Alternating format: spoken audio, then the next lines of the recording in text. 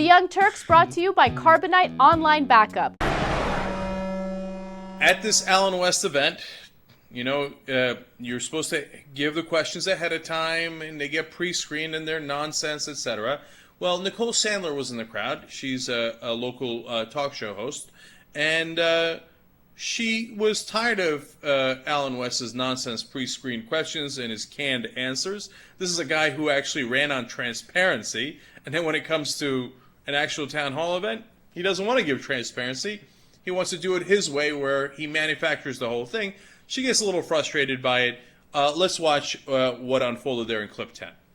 Away from the fee-for-service that we have in Medicare, which lends itself to a lot of fraud, a lot of waste, and a lot of abuse. We're talking about a defined contribution. We're talking about putting the American citizen in charge of their health care decisions. And we're talking about bringing in competition and free market solutions so that we can help the job. No, you're talking about privatizing it. You're talking about privatizing it. That's not competition. That's adding a profit motive to it. No, this is a town hall meeting. Wait a minute. It's a town hall meeting. A town hall meeting means back and forth. I want to know how a profit motive makes Medicare more efficient. How is a 75-year-old who's obese with high blood pressure going to get insurance? What? I was amazed at the speed with which they pounced on her. She was arrested. How long did that question take? It's not like she wouldn't stop. It's not like she was going on and on for 2 minutes, 5 minutes, which, by the way, happens at town halls. They're town hall events.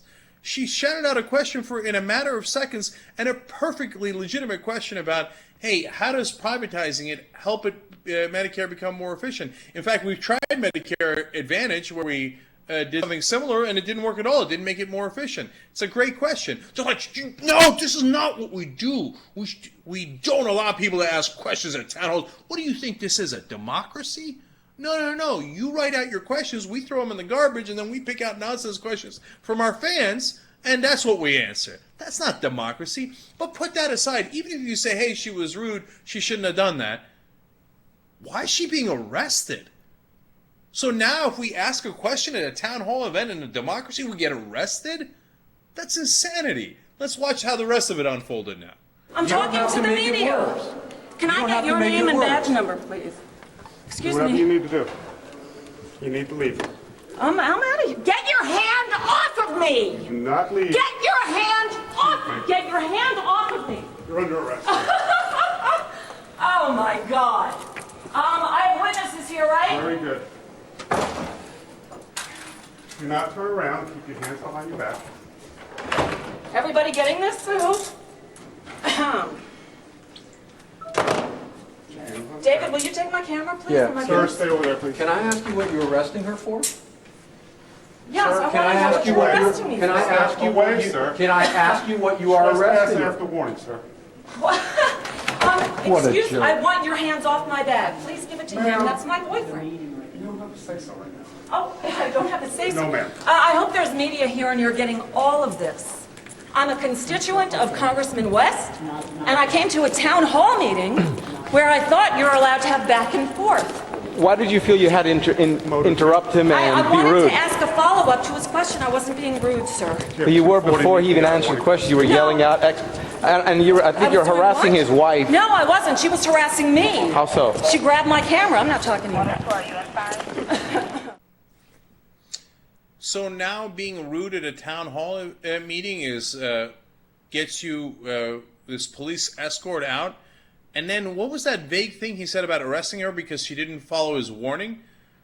Okay, so wait. I go to a town hall event. I make my point. The cops don't like my point because the congressman told them to stop anybody who actually asks them a real question. And so if I don't listen to the cops' warning about using my free speech rights, then they put their hands all over me. And then if I protest about that, again, I didn't listen to a warning, apparently, and I get arrested. How does that make sense? Now, you remember the Republican town hall events where Republicans, I should say, went to the Democratic congressman events, and they were shouting and screaming, and who got arrested? Nobody got arrested.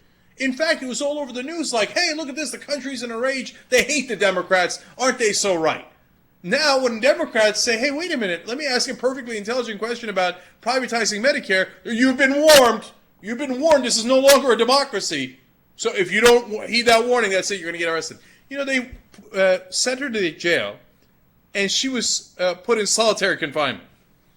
Well, everybody's Bradley Manning now, right? Why put her in solitary confinement at all?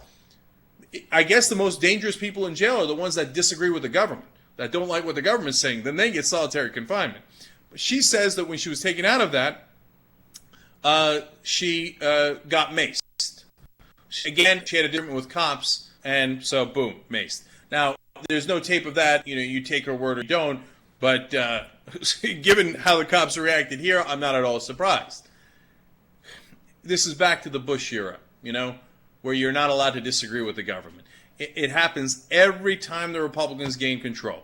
They have no interest in hearing your point. They have no interest in transparency. They have no interest in town halls. They have no interest in our democracy.